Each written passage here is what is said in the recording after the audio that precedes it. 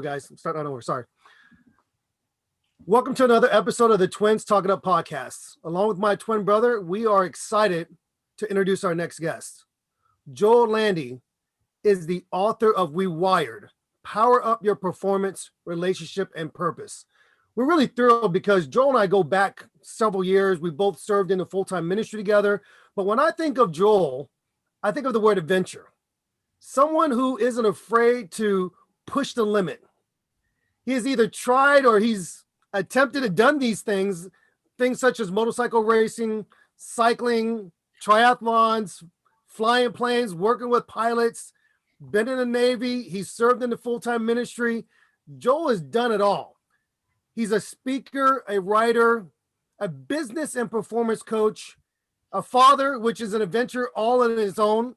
He's been married with his wonderful wife for over 30 years, and they together lead an organization called the Performance Group. Joel, welcome to the program. How are you today, bud? Gentlemen, great to be here. I'm fired up, and I bring you greetings from Alpharetta, Georgia, which most people have never heard of. We know it's a little north of the Atlanta suburbs there, but Joel, before we get into the actual podcast here and talking about your book, I've got to ask you, on your website, there's pictures of you riding bicycles, and well, let's just make it real. You're racing motorcycles.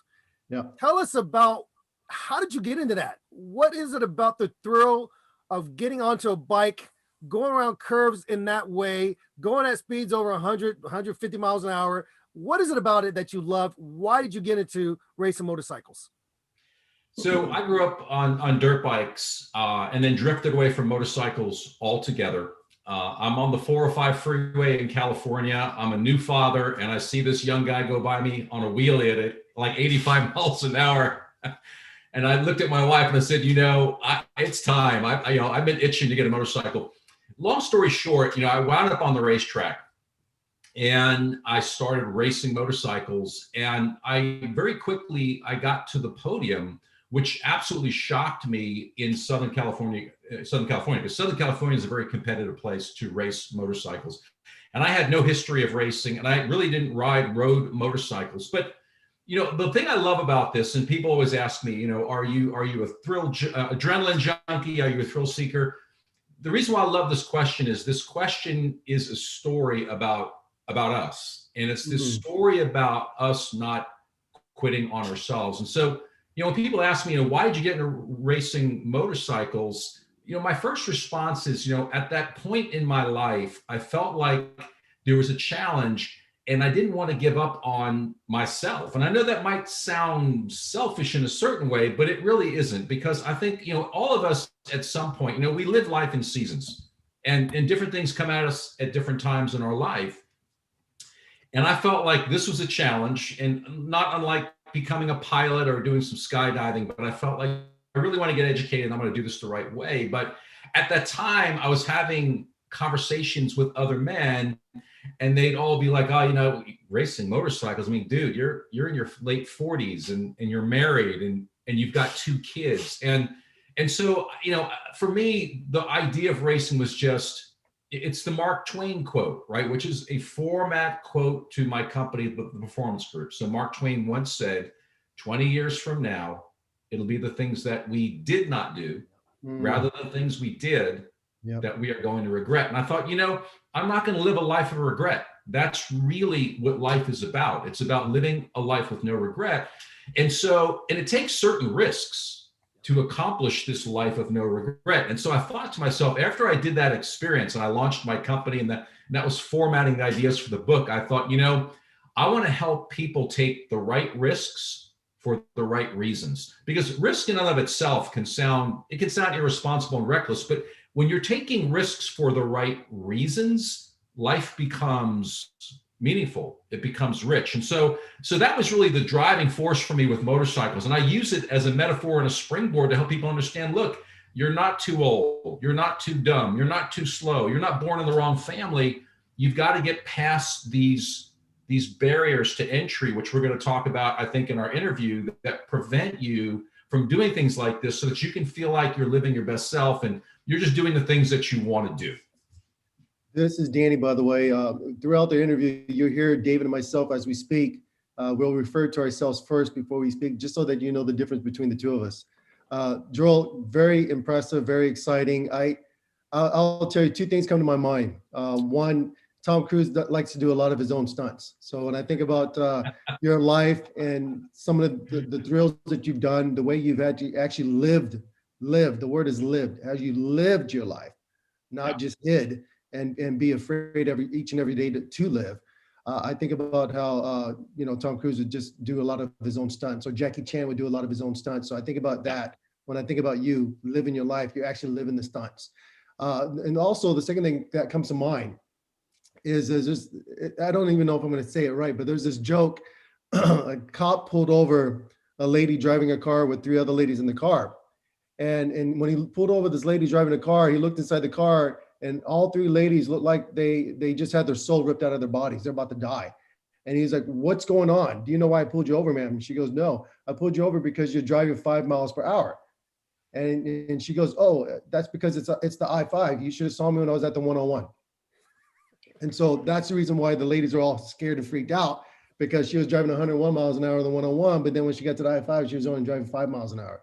So I'm not saying that's the exact same way of living your life, but the fact that you took up motorcycle racing, and just the fact that you said, look, it's not about your age. It's not about being too old. It's about living your life and just having that freedom. And also, when I think about the triathlons, the cycling, people are like, man, why are you doing all these things? Who are you trying to prove? What are you trying to prove? You just did it. It's just about living the life. And that's really so exciting. That's what's so phenomenal about your background and your story. And I can't wait until Dave and I get the opportunity to dive deeper into your story, even dive deeper into your book, because I think the title of the book is so perfect about why you do what you do and how that's going to really help us as individuals. Dave? Love it. Yeah, Love it. Thank you, Dan. I think Dan is, brought up something very important, is that, we can all relate to when we're living on the edge, but we can also relate to when we just have fear that paralyzes us. So, yeah. Joe, let's talk about what led you to start the performance group. I mean, we both come from different backgrounds. You talk about your time perhaps in the Navy, you talk about your time in the ministry, but what was it that inspired you to say, I want to take all my experiences, I want to take this kindled fire to want to help other individuals. What led you to start the performance group? Well, I think the short answer is, at that time in my life, I'd come to the conclusion that all of us are hardwired, right? We are hardwired in two ways. We're hardwired by our personal experiences, which are both good and bad. But then there's this evolutionary hardwiring, which, and I don't want to go too deep into this, and I'm not here to impress anybody, but you've got this reptilian brain that's been around for tens of thousands, or whoever you want to follow and subscribe to scientifically, hundreds of thousands of years. But there's a part of us that's just, we're hardwired in a certain way. And hardwiring creates limitation in our thinking. And as I look back on my life, and first as an exercise physiologist in a hospital, I became a motivational figure to these people that were struggling with these, after having a heart attack, and they needed to be motivated, and they needed data to figure out, my body doesn't feel like it's responding properly, and I don't feel like I'm getting any better. And then I would come into them with, a printout of their performance output, and I'd be like, I know you don't feel like you're getting better, but look at these numbers. And I realized that the numbers and the data was changing the way they thought. And I went, wow, that's pretty powerful. When I got into the military, I became an aerospace physiologist, and I was working in this high-risk training unit. And when we were on the ground and we were talking about things that go wrong in a cockpit, it was interesting when I was doing these, teaching these modules, the difference between the kind of reaction I would get in the classroom and then the kind of reaction when we went out into the training facility.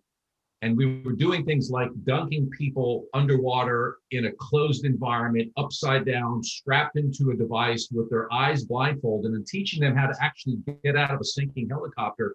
The difference between talking about that and doing that are just, they're two worlds apart. And again, the light bulb came on, and I thought, wow, again, people are hardwired. They're hardwired a certain way, but if we can create experiences, we can actually accelerate the learning curve and help them achieve things that they want to achieve.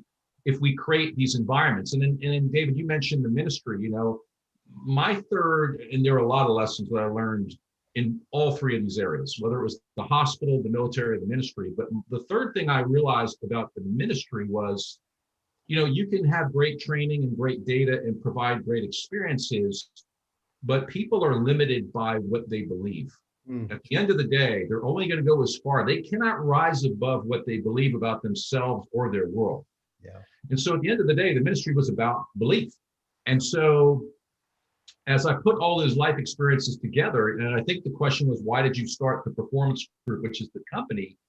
And we'll talk a little bit about the book in a bit. But the reason why I started the company was I believe that those three jobs uniquely positioned me to understand that you can have great data and have limited success. You can have great experiences and even build a great team and have limited success. But we've got to conquer is the battle of the mind. And that requires this idea that if your mind is hardwired a certain way, that it can be rewired. And one of the illustrations I love is, today I can really think every day about this idea that I'm going to receive an award in 2 months for a role as a leader in my community to make my community a better place. I can believe that story. The other story I can believe is there's not a lot of opportunity right now. COVID shutting the place down. This is just tough times. The cool thing and the interesting thing about the way the brain is wired is when we tell the brain a story, the brain doesn't judge it. Meaning my brain won't say, well, that story about leadership, that's not a true story. All it wants to do is execute the idea that I placed in it. So it wants to find signals and reasons for that story to become a reality. And so I thought, wow, how cool would it be to build a company where I can help people untangle the hardwiring, the stories and the limitations that prevent them from doing unique things or things that are important to them, and rewiring certain aspects of these stories so that they can have better outcomes. And that's where the company was born. This is Danny, by the way. I love that. One of the things that you say, which is phenomenal, right? You have this performance, you have the teams, you have the data. I mean, there's so many different factors that when you put them all together, it just means success. When you talk to so many successful people, you've always asked, hey, what was it? How did you get over the edge? What was it? And they just had this mindset. They just had this mindset. I can believe I can do this. And when I was in the Army, and thank you for your service, Joel, when I was also in the Army, I used to always ask myself, why do we sing songs? Why do we do cadence? Why do we have this rhythm that we do all the time? And believe it or not, most people, when you think about pain, or you think about, I have to march 25 miles, or I have to go run 10 miles in the mud, they give up before they even start the race. Yeah. But as you're along the race and doing the journey, and you're with your brethren, right? Your battle buddies. So Dave and I had this conversation about battle buddies. When you're with your battle buddies and you're singing together, or you're in rhythm together, before you know it, it's already done. Or before you know it, you've already completed the obstacle. And your body, it's always going to say no. Your mind is always going to say no. But That's you right. got to push it through, because your body can do a little bit more. We just have the defense mechanism built in, which is run away, which is hide. Just do enough to survive, but hide. And I love how you've taken the data and you're able to show. Sometimes in my mind, I need someone to tell me the story. I need someone to show me the proof it's been done before. It's been successful before. Oh, why do I need to get the flu shot? I don't know. I mean, it's been done before. People do it all the time. Well, why do I need to do X, Y, Z? Why do I need even jumping out of an airplane? One of the things if you've done in your past, but it's not safe. Millions of people have done it before. It's okay. But I can show the data. It's okay. But I can show the data. And as you stated before, the helicopter drills. If you're in a simulation, you crash in a helicopter in the water. How can you prepare someone for that? Wait until it happens and hope they survive? No, you got to actually put them in that situation where their body and their mind believes it's happening at that moment, so that they can learn to survive.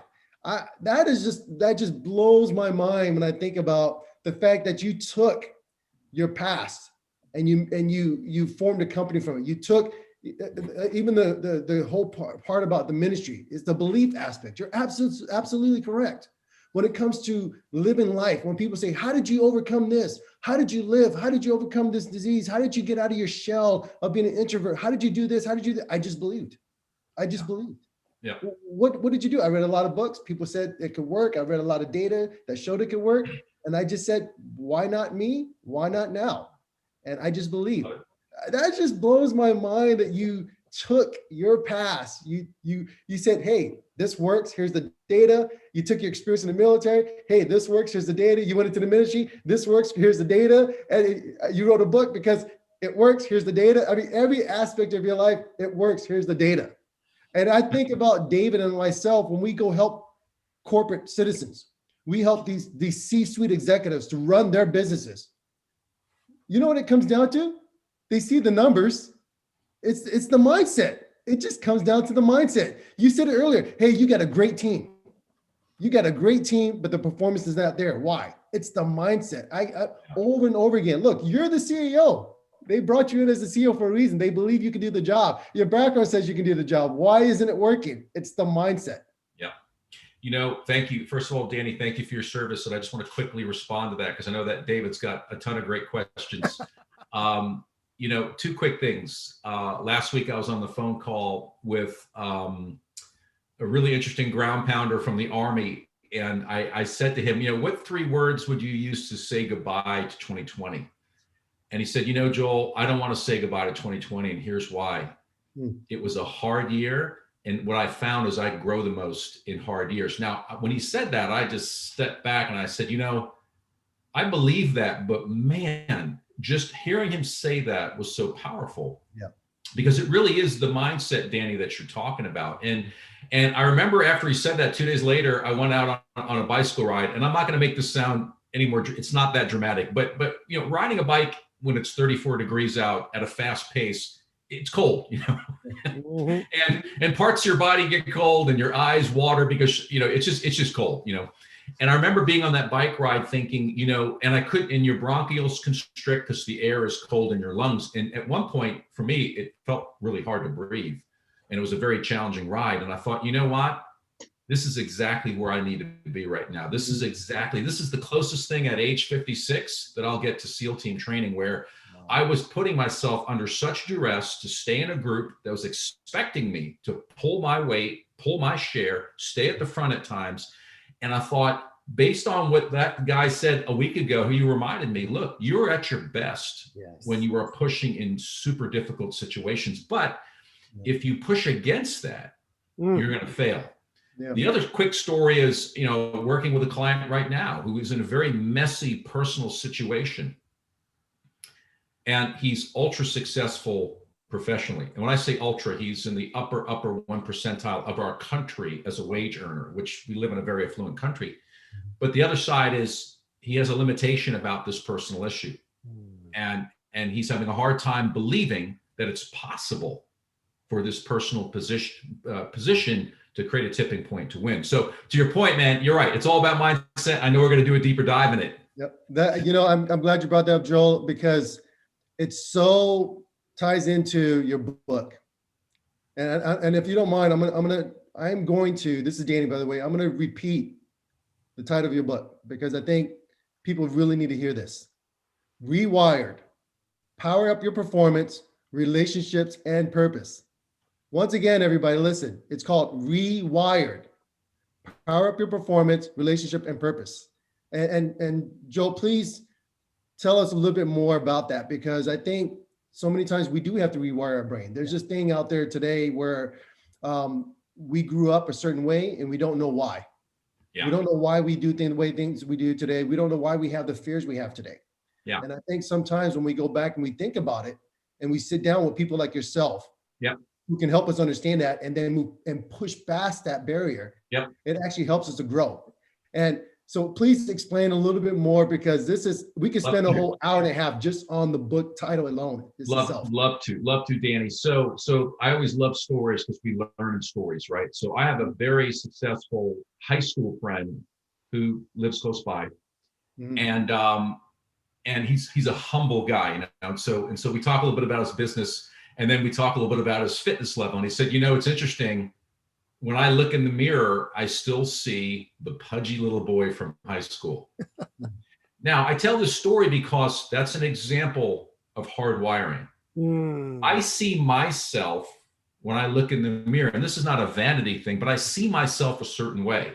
And because I see myself from my history a certain way, I bring that story forward, right? So Danny goes back to the question, rewired. What does that mean? Why, we have to rewire. There's two things that we have to rewire, right? Because we have to rewire, one, the old stories or the old narrative or limiting beliefs that come from our past, right? Whether you were in high school, and I'm not here to make anybody blush, but we've all been through really weird things that have changed sometimes our nature, whether it's public speaking, whether it's being rejected by a man or a woman, depending upon which gender you are. There's a whole host of different things, but we have stories, and they wire a certain reality that we hold about our own self-identity. Yep. If those stories are not serving us later in life, we've got to go back into the story and we have to rewire, right? So that's the first thing that's got to be rewired is our stories. They're better known as limiting beliefs, but I like to call them stories because beliefs kind of just dangle in the wind, but there's a story.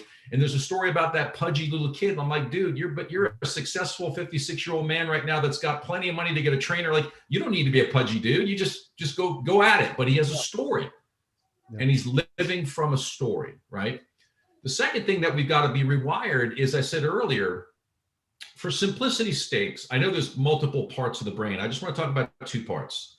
And these two parts live in antagonism to one another, right? So the front of our brain is the last part of the brain that developed in evolution. We're going to call it the prefrontal cortex. People write classic, operas, all the higher thinking, mathematics, creativity, world problems, Elon Musk's, fortune. It's all here. It's all in the prefrontal cortex. In the middle of the brain is the evolutionary part that when our ancestors was constantly telling us, if something shakes in the bush, it's going to potentially kill you. So we have this antagonism every day of higher math and the need to survive. Well, the need to survive is a hardwired story. In fact, scientists have tell us that the brain has prioritized survival over happiness. Wow. So we are actually programmed to survive more. So like why is gratitude? Go do a journal, go gratitude. Why? Is it that we're all a bunch of just really discontented? Like, are we just that unhappy? No, our brains are hardwired to survive. If you're hardwired to survive, you're not hardwired for gratitude, right? So to answer your question, Danny, there are just certain things that, the reason why the book came to be was and especially after going through those three careers, and especially the ministry one, you realize everybody comes to the table and they want to tell you what? They want to tell you their story. Yeah. And the story that they want to tell is not how they got to the podium and raced and won and overcame all their fears. It's often the story of getting crushed because they're carrying now this part of them that they don't want to carry any longer. So how do we rewrite that story? How do we make that story right? How do we heal the past and inspire the future? Well, it's going to take rewiring because you can't just tell yourself to do something right. You've got to starve an old story and create a new story. And that's what Rewired is designed to do. And I just chose to work in three silos. What I said was, people want to perform, right? They want to do things, whether it's in your work or it's a recreation, but they want to do things. And so, and in order to do things, you need plan and you need metrics and you need accountabilities. And then people, of course, want to be in relationships. And it's ironic that even though we're wired for relationships, because how the brain's wired, and there's a lot of other splinter to this conversation. I don't know how deep you want to go into that dive, but we are more lonely than ever, even though we're more connected. So I chose to write a book about how do we break out of that, and how do we power up relationships. And of course, the whole purpose thing was just the idea that at some point, somebody's going to have, hopefully, an event in their life. And I had it at age 30, and I was lucky, but it was a transformative event that explained to me, Joel, life is much more than getting ribbons on your chest and being successful and accomplishing goals. There's another dimension to what you see. and you are here for a purpose. And if you're courageous enough and you want to ask the right questions, you're going to discover what your purpose is, and you're going to start to live from a purpose as opposed to living from a profession or a paycheck. And so I chose those 3 silos in the book, and I love that. That was the choice I made. Yeah, I appreciate that, Joel. This is David. I love this. This is really getting me so excited because one of my keynote speeches is entitled Tell Yourself the Truth. And it's about the stories we tell ourselves. And you mentioned earlier, Joel, that we could fight that or we could rewrite it, right? Correct. And when I was a recent graduate of high school before I went to college, I was hanging out with my buddies who were either enlisted in the Marines, the Armies, or the Air Force, the Army or the Air Force. And we were on the beach playing tackle football in the Pacific Ocean there. And what's interesting enough, we would play football, go swim in the ocean, come back, play football, go swim in the ocean.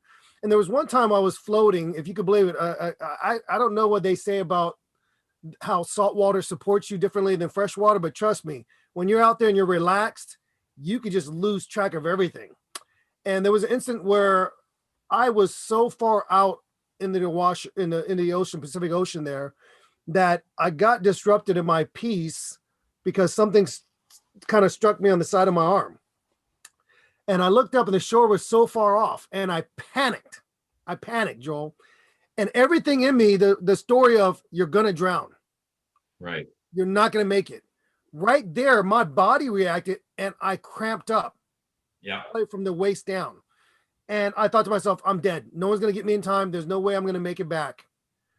The only thing that stopped me, Joel, there was something else in the back of my mind that says, wait, go back and relax. Don't fight against your mind and what's not going to happen. Think about what can happen. And I knew right there, logic said, don't try to swim towards the shore. You're not going to make it. Parallel to the shore, just kind of ride the water, the tide there. Don't swim against it, ride with it, and just relax your body. And Joel, had I not had the ability to just calm my mind, just that one moment, and not fight against the pain, the fatigue, the thought of I'm not going to make it there and panic, I was able to make it back to the shore, which was amazing.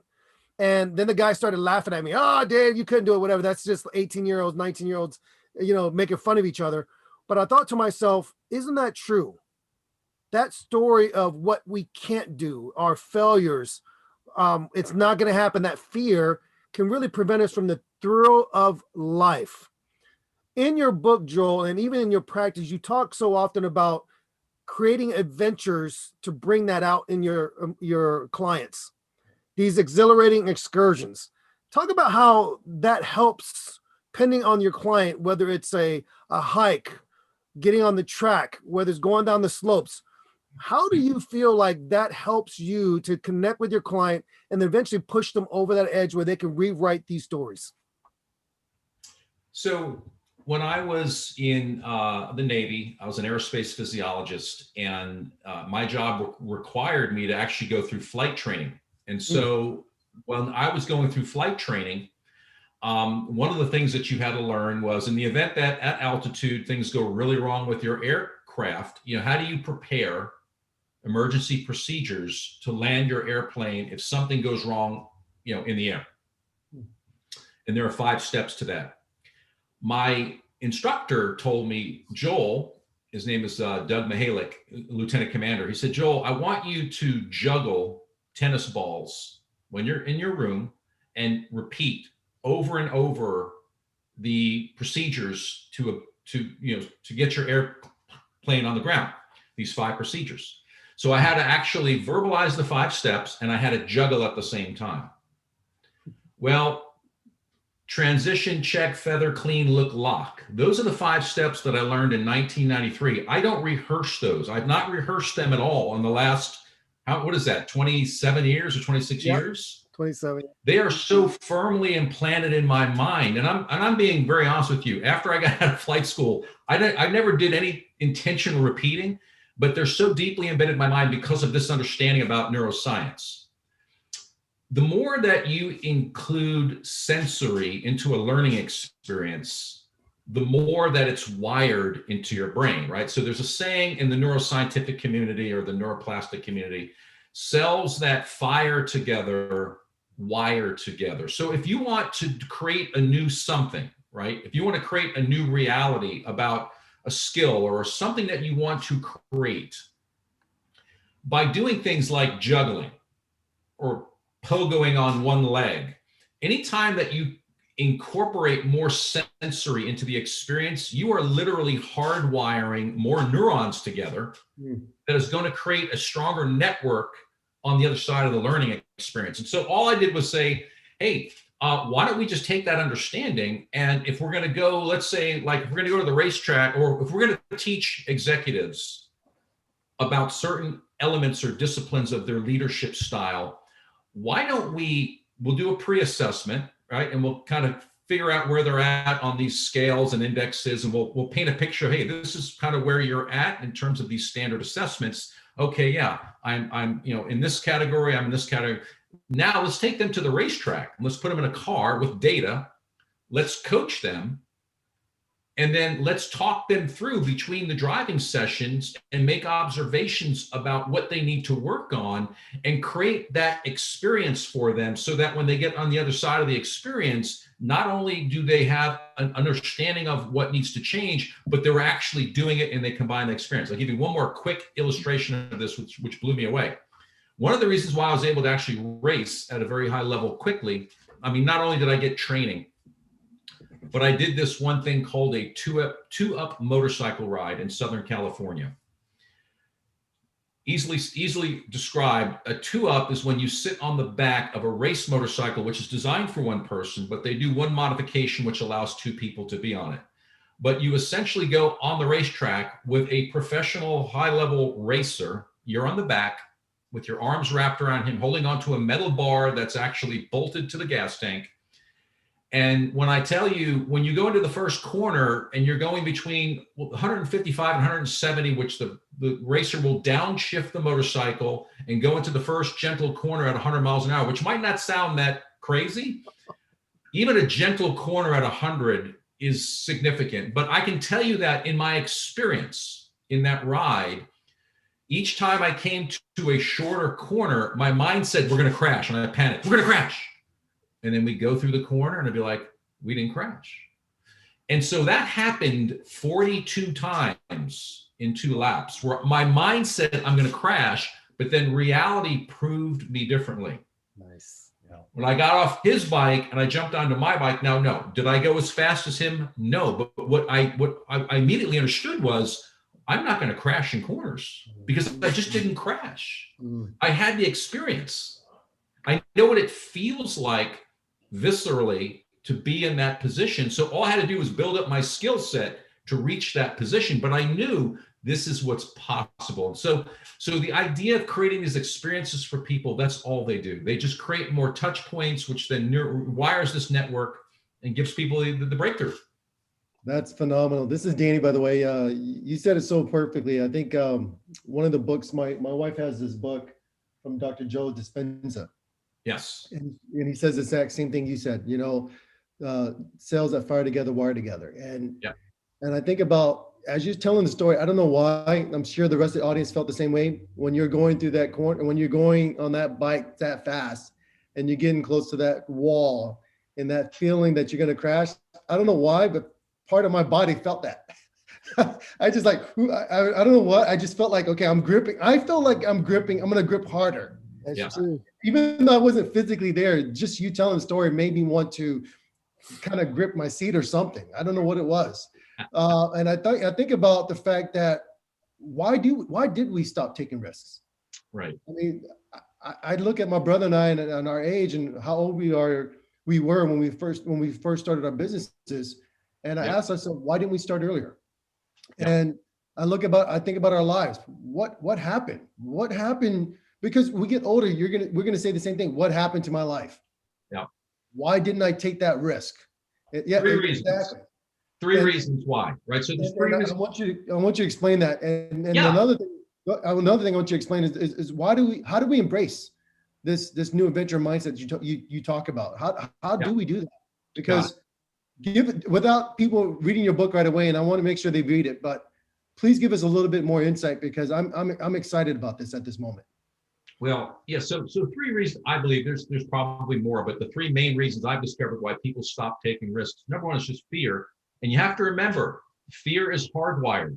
Right? Mm. We are survival creatures. Why do I want to go to your point? When I'm on the back of a motorcycle and I feel the brakes come on aggressively and the motorcycle's tipping forward and then it's leaning into a corner and I'm not used to this, I want to survive.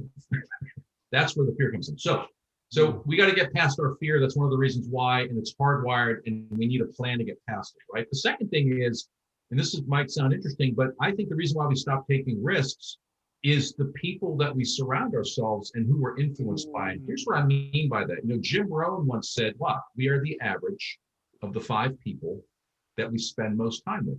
If I leave this podcast and I go down to the coffee house and I'm hanging out with people that are nervous Nellies, trust me, I'm not going to a racetrack. I'm going to make sure that my insurance policies are in place and I'm going to do all the right things to be safe. Now, if I go to the other direction, to people that are really taking some really interesting risks, chances are that's what I'm going to be doing. So people influence us, and we need to make sure that we're having the right people influence us for the right reasons. And then the third thing is why I wrote the book. We have stories and we have limiting beliefs. I think especially for men, men get older and they start looking in their rearview mirror. And if we're not careful, we can start saying things like, I'm 56. I shouldn't be fast. I just read a fascinating article in a cycling magazine where they're saying, actually, to the contrary, men in their 50s and 60s can stay highly competitive on a bicycle. It's your mindset, but you need to know that even just from a physiological perspective. But again, if I'm around guys going, we just need to slow it down. No, those are not my friends. I don't hang out with people that talk that way. I'm hanging out with people that want to continue to race, continue to do these events, and they want to continue to challenge themselves as hard as they can until they believe, look, this is no longer safe. We need to go a different direction. So those are the three things. I was going to say, Joel, I really appreciate that. And that's a great point. I think even for 2021, we talk about this health pandemic and how challenging it's been to be out and about. I'm the kind of person, I'm an extrovert. I need to be around people to get energized, to get connected. But truth be told, even in this state that we're in terms of our country, the challenge with being more virtual, it is who we interact with the most. Who do we talk to? Who do we engage with? Who do we get with? That really helps to shape our ability to stay on that track to become either go-getters, we're overachieving, we're accomplishing great things, or we stay in that shell and we're fearful. Okay. Even before our time today, Joel, I was in a meeting and you had several people just feeling like this is their norm. We're not going to get out. This is never going to change. And I remember responding with, you've got to change your mindset. We may not be able to do the same things you did before, but your business can still grow. Your employees can still feel like they're being invested in. You don't have to look at quote unquote Q4 is what people were saying this morning. We're going to wait till Q4 and then things will turn around. I said, no, things turned around today. Things turn around when you make a decision. So that's really interesting. So let's talk about this sense of rewiring the brain, rewiring through different stories. What are some practical steps or perhaps approaches that professionals can take to rewrite stories? Excellent. So I think there's a couple ways to looking at this. First of all, you've got to do the diligence and the work to figure out what really is the storyline that's really holding me back. Sometimes, and like I tell people, people hire me for X and they often get Y, meaning I think when there's a deeper discovery on what is driving people and what people really need and want deep down, the narrative kind of changes. So anyway, I think there's a diligence that needs to discover what is it that's really holding me back. Like for some people have a hard time, they say, I don't want to make a lot of money. Well, why is that? Well, because, money is the root of all evil. Well, no, it's the love of money that's the root of all evil, but a lot of good can happen. If you're capable of making a lot of money, you can have a lot of influence and a lot of impact. So we have to dig down and figure out what's really holding people back. The other thing is, so you say, here's the practical approach, right? So once we've identified a story, right? So I'm going to use you, David, as a test model here. And let's just say that that's your thing. Right now, you're like, you know what? I don't want to grow the business too big because if I do, I might lose sight of what's important. and I might lose contact with my wife and my kids, and I don't want to, I don't want to develop this greedy part of me. And so there's a storyline, right? So we have to test that and really determine, is that really what David is really wrestling with, right? Once we come up with what we believe is your truth, right, we've got to begin to starve in what I call an old narrative, the old story, and we've got to begin to build the new one, right? And so there's a process that I do, right? And it takes 5 to 10 minutes. And I tell people you need to do it every day, 5 to 10 minutes. But it's a process of really making the mind fit that has different dimensions and elements of training, right? So the first one is just breathing and awareness. I'm a big proponent of meditation. I really believe that one of the gifts of meditation, and I don't want to do a deep dive into this because this is outside the scope of the interview, but one of the things I've learned from meditation, and I've seen the power in it, is that you get to, in meditation, if you do it correctly, you get to view your thoughts from the third person perspective. And when you're able to do that, you don't produce the emotions that that thought is intended to produce or normally would produce. And so it's really powerful that meditation can disconnect you from negative emotion and actually get you going in a different direction. The thing I love too about meditation is you can set an intention while you're meditating, that by the end of this session, you are going to intentionally do something that's constructive and goal-oriented, right?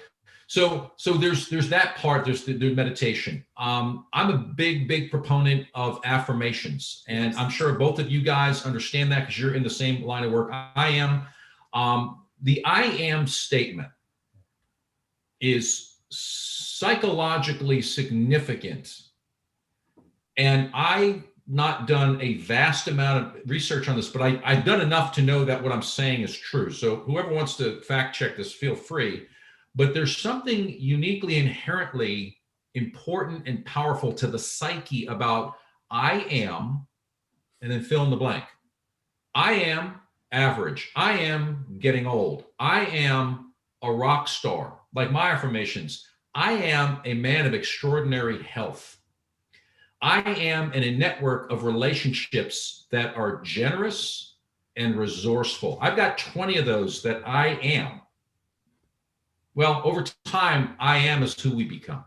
Yes. Yep. That's part of the story. Yep. The other function of rewiring the mind is absolutely visualization. Yes. And literally picturing what you want an event, a relationship, or life to look like literally and visually. Again, going back to the brain doesn't judge your picture. It doesn't say, dude, that's not going to happen, or that's not right, or it just gets the picture, and then it drives toward finding the data points to help you achieve that position. Another, again, for the more advanced approach, once you've done that as a morning meditation and you're actually training your mind to disconnect from the negative limiting belief, the bad story, that's pudgy me in 12th grade. And now I've got my new story. This is me, proactive, disciplined, diligent, making a difference in my community, super confident. Those are two storylines. If you want to drive it deeper and accelerate that so it gets wired more quickly, is bringing in other sensory systems. Is something as silly as literally juggling, running in place, doing push-ups. If you combine activities with thought, it hardwires and rewires your thinking in an accelerated way. Or if you want to go something like I did and get on the back of a motorcycle, I mean, why do people, the whole thing about skydiving and that whole 2-up thing, the one thing I've never heard anybody say, which is what I do, which is before I do that, I'm going to attach a very profound thought or intention to that activity so that activity is going to crystallize and solidify a conviction about me and my future. And that's every time I look at that or I think about that event, it's going to hardwire my new reality that this is who I am and what I stand for. Yes. That's the power of rewiring the mind. That is, love it. Right there. I'm like, okay, I'm good. I'm good right there. You're absolutely right. I love that. I love that aspect. When you change your story, you change your trajectory. Yeah. Yes. And so many times you stated it. Very successful friend, always imagine and envision himself as the chubby kid. This is amazing. I was taking some notes because I mean, my brother always preaches the gratitude journal. He always preaches the affirmation. And when I think about the meditation, my wife and I, we do our meditation. That's my battle buddy in the mornings. We're part of this 5 a.m. group, and we do 5:30 a.m. Let's just be honest, not 5 a.m. but 5:30 That's good enough. So we got this 20, and basically 20 minutes of just exercise to get the blood flowing, 20 minutes of just gratitude, self-journaling, affirmation statements, 20 minutes of self-learning. And this whole aspect of taking our mindset and just thinking about it, envisioning about what we want to be, how we want to be before it even becomes a reality. And all these things that our reality says, you know what, let's just think about our past. This is the way things are going to be. And we project it to the future. We don't realize we're harming ourselves for the future at all. And one of the things, you gave some great practicals. And I know that it's not a full session, but those practicals can actually be a workshop for people. One of the things I want to say, by the way, this is Danny, is you brought up your CEO friend before. So when you're working with these CEOs, these individuals who have been successful, and you're helping them to uncover their past so that they can move forward to the future, give us an example. Give us a person another example, because I love hearing these examples. Another example of another friend, another CEO, another leader who, you know what? Even though they're successful in the eyes of other people, in their own eyes, they were not quite there because something was holding them back. How did you help them? Because these are practicals. I mean, really, at the end of the day, we think, oh, I'll take a miracle drug or a miracle pill, I'm ready to go. But these things, they take time. It takes time to rewire your brain. But when it gets rewired, oh my gosh, things have just, boom, it's changed. But can you give us another example? Because I just want more. I want more. I want to hear more stories. I love these stories, by the way. I just want to hear another story because I'm excited. So I was fortunate. This happened once. I worked with someone in the executive team of a multi-billion-dollar company. It happened once. And it was actually, I think it was my greatest work, which was just a blessing from God. But we were in the middle of an immersion, right? So an immersion is when I take all the best of my best practices of what we're talking about. Yep. And I squeeze it down into a 2.5-day event. And people come to me because they're usually like, I need to solve this one thing is really bothering me and I need to solve it. And so they hire me and we go through this experience. And so this particular executive, we were in the mountains. And there was a situation that I knew what we were coming up on, where we went off a trail and there was this ridge that was rocky. And I walked out and I invited this executive to come and they declined. And then we got, I came back from the ridge, we continued to walk, we came back down, and we basically, deconstructed what happened. And I asked this person, I said, what do you think happened? And the person said, well, it was well within my reach, but I felt like I didn't have the right shoes. And I said, I know you now fairly well because I'm in your life. And I said, you made a conscious decision not to do that. It had nothing to do with your shoes. But you made a conscious decision not to risk that, even though I knew that the risk was well within your tolerance of safety. I mean, it was not like edgy. I mean, you had to focus, you had to really think about walking on this particular surface. I mean, could you have gotten hurt? Yeah, but you'd have to really like mess up and be clumsy to fall. So as long as you're really focused, and I would never, ever put a client in any dangerous situations, but I'm going to put a client many times in situations where, they may panic a little bit and we have to figure out what happened, And so that was the moment there that came on where we had to have that conversation where how many times do you actually cover up what the decision or the motive for making your decisions for what you think is just convenient, and we had a super constructive conversation where, and of course I hear this a lot of times when you work with people at the top of companies, no one else calls me out on stuff like that. And of course we all need that, we need somebody in our life to get that will tell us, and fill in the gaps and all the subjective places, and that's one of the things I really, really, really love about coaching, is I think coaching, it improves objectivity. I think good coaching is going to allow clients to see obstacles and blind spots and weaknesses. And that's really and challenge perceptions and attitudes and beliefs. And so, there's a handful of other stories like that, but I don't know, is that what you were looking for? Exactly. I think real quick, this is Danny, by the way. Yeah. Everybody needs a coach. Yes. I just don't understand how people think they don't need coaches, even from the time when Dave and I first became disciples. And we think about even all the way back to Jesus's days, right? Is that he had disciples. Disciples needed a coach. Everybody needs a coach. It doesn't matter how successful you are. Everyone needs a coach, because there's going to be one aspect of their story they need fine tuning. There's going to be one aspect of their life where they need someone to help them get through that mental barrier, help them get through that threshold. There's something that always limits people's beliefs. And so in fact, even professional athletes, the best athletes in the world, I remember when Tiger Woods was just tearing up the world in golf. And people are like, how does he take those risky shots and bend that golf ball? How does he do all that? Well, he had the mental mind strength, but he had a coach. And so all these individuals you work with, the CEO friend, he said, look, it's not the shoes. I've calculated that as long as you stay focused, this is not going to be that big of a challenge for you. But you immediately decided to blame a shoe to deter you from stating that you were just afraid. All these different aspects came down to we all need coaches. Dave needs a coach. I need a coach. We all need coaches in our lives. And we all have one aspect, unless somebody really knows you. And spends time with you.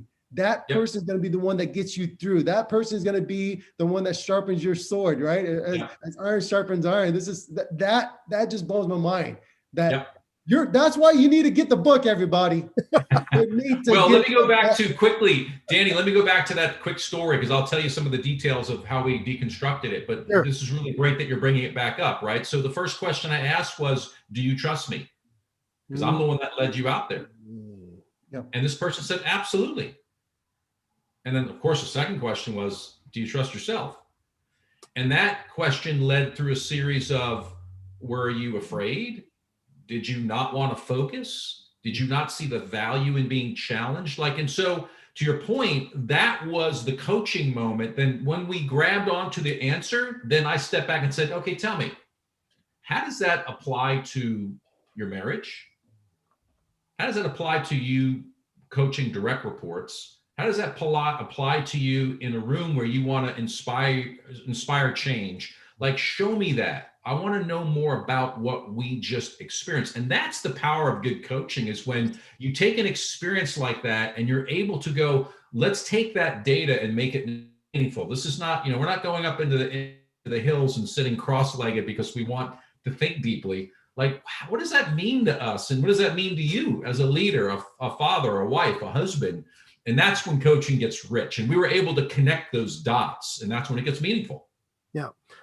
Joel, you said something very interesting. This is David. You talk about the value of coaching. Dan went into it a little bit more, but I want to bring it full circle here.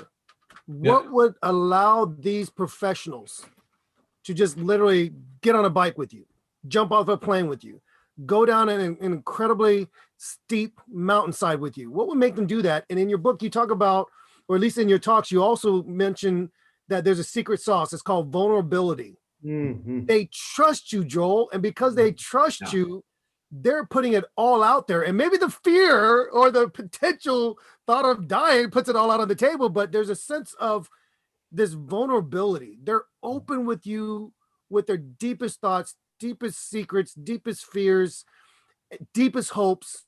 And it's through the power of being vulnerable that you're able to coach them through this. Can you share a little bit more about that? And maybe you could kind of infuse a story about our personal friend Steve Johnson there too, because one of our old-time favorites. But how do you throw that in there when you talk about the fact that they just totally trust you? They have to be vulnerable with you. Yeah. So one of my favorite, there's a proverb, chapter 20, verse 5. The purposes of a man or a woman's heart are deep waters. but a man or a woman draws them out. And so the thing that I love about coaching is this idea that inside of everybody, there's this masterpiece, and it might be flawed, but it's still a masterpiece. And it's our role to draw out the greatness out of people. Well, I think you hit on it, David. There's a couple things. Number one is, I think people often say to me, and I find this to be one of the most flattering and empowering things that I experience as a professional in my last 20 years, is when people say, and they say it consistently, they'll say, I've never told anybody this. And then the comma comes in and they fill in the blank. And it's amazing. I'm not saying that to flatter me, but what I come to realize about myself is I set up a context for people to feel safe and respected and valued.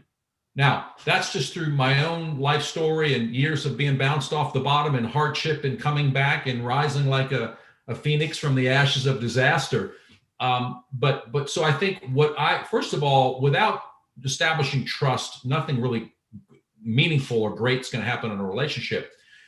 But once that trust has been established, it is this idea, right? This vulnerability. I work with men and I tell them it's really risky being known. Because if you really know me, I'm vulnerable to being judged by you, right? I can present, I got to take a sip of this. I can present to you the best pieces about me. But I also have to tell you the most flawed and the most damaged parts of me to know my entire story. Forgive me because I have something. That's okay, Joel. We'll edit it out. I was going to say, we'll have to edit this part out.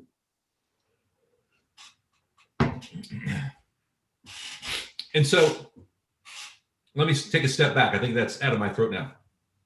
And this idea of once you've established trust, the vulnerability card is this idea that if I'm going to extract great things out of you, you have to risk being known and telling me your whole story. In our part of the world, or in my little mini camp, I call it opening up the kimono, right? You got to open the kimono. Let it all out. You got to show me your gut. What do you look like with your shirt off? As a man, show me the waistline. But that experience is where you get to the real part of self, right? You begin to break down to the core of what we need, of what we want, and we begin to peel the layers so that we can get to the stuff that's really important to us and that's really driving. Because those things, I think, that's a process of discovery. And going back to the idea of risk, this is an interesting quote by John Maxwell. And I think I'm going to get it right, but John said, risk should not be measured by the reward it could bring, but instead by the value or meaning it delivers. And so that's an interesting quote, because I think, even going back to the whole thing with the motorcycle thing, sure. Did I want to get to the podium? Yes. Do I want to stand up and go, wow, look at how well I did? Of course, that's part of my human nature. But I also believed in the larger issue was, I don't want to shrink back as a man. I don't want to keep going down a slow staircase in my 40s and 50s that I'm going to arrive one day at 60 with a bunch of guys going, it's just time to slow down. Well, no, it's not time to slow down. Not yet. So there's a deeper meaning in it. So I think, does that resonate? Yeah, for sure, Joel, for sure. I'm grateful for that you shared that. And I'll tell you the truth. I think for me, hearing you share today, and as Danny resonated, when you've been using the power of storytelling, it really helps to get the audience or the readers or your trainees to really make it personal. And when they make it personal, they're writing right there, kind of over that story, a narrative for themselves. And if they can attach that, they can see hope in a different person, a different version of who they are. And that's what I believe that you're doing and you're providing, not only in your book, but in the way you work with your clients. They're truly blessed, Joe, to have you working with them. I can tell you right now, just even as a friend, and seeing your resolve, seeing your faith, this is a passion for you. This is more than just saying, how do I get my name out there? It's not about that. You care generally for the success of these individuals in their life. And their life is not just their business, it's their family life, it's their relationships. It's being able to go in there and say, let me help resolve the conflict within you. Then we can address the conflict within your organization, within your marriage, within your family. This is truly inspiring, Joel. So I want to thank you for sharing these things with us today. I mean, literally, Dan and I are so ecstatic to be able to partner with you in projects going forward and learning from you. And matter of fact, we talk about just helping to support each other with our stories and coaching. There is so much there that I know I'm going to be able to take from you, Joel. And I'm really grateful for you coming on our show. It really has been so inspiring. Well, listen, I'm super grateful for the both of you. Great questions, great energy. And I just want to let your viewers know that if anything has been said today that really resonates, there's a couple of things that you can do to take action. And certainly you can reach out to me on LinkedIn. You can reach out to me through our company website is theperformancegroup.us, theperformancegroup.us. I'm sure David's going to put some links somewhere for you to take action on. But what I often do when I get invited to stuff like this is I offer a free coaching session, because I just feel like I love coaching. And if you can come to that discussion with a real clear question that you believe is an answer to, it really makes for an incredibly meaningful conversation. And so I'm just going to throw that out there. It's been a pleasure being with you guys, and I'm looking forward to, who knows, maybe something in the future that we can collaborate on. Well, we definitely are excited about that, Joel, and will happen. And as he mentioned earlier, I will make sure that all of Joel's links are attached to this podcast. You'll see it on our YouTube channel. You'll see it in our podcast channels. We're going to have his information on there as well as his book. And I want you guys to get out there right now. If you're hearing this, I want you to do two things. Number one, I want you to hit that subscribe button, give us a 5-star rating. And then I want you to go to Amazon and I want you to get his book, Rewired, Power Up Your Performance, Relationships, and Purpose. We're going to be about action this year. This is 2021. It is January. We've got to continue to feed the right habits, feed the right mindset. So if you're hearing this, subscribe, go buy that book. And by the way, I invite you also to come on as a guest with us, or if you want to sponsor an episode, go to our Patreon page and learn how to be a sponsor. So once again, on behalf of my twin brother, Danny Brown, I want to thank all of you for joining us today. Our listeners are truly enriched and blessed for having Joel on the show. Joel, thank you for joining us. We'll look forward to seeing the rest of you guys on the next episode of the Twins Talking Up podcast.